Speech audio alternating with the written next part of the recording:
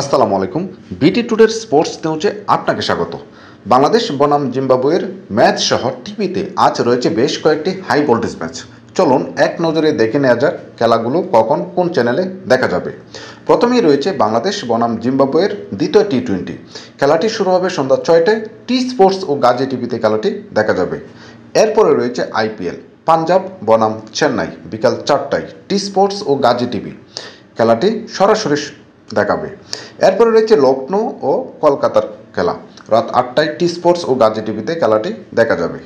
এরপরে রয়েছে English premier লিগের খবর চেলসি বনাম ওয়েস্ট হাম সন্ধ্যা 7টায় স্টার স্পোর্টস সিলেক্ট 1-এ খেলাটি সরাসরি দেখা যাবে।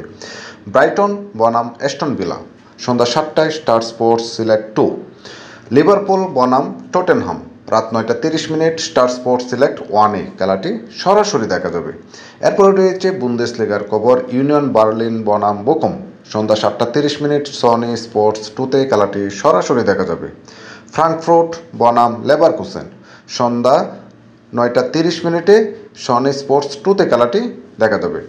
হাইডেনহাইম ও মাইনৎস রাত 11টা 30 সনি স্পোর্টস 2-তে খেলাটি সরাসরি দেখা যাবে।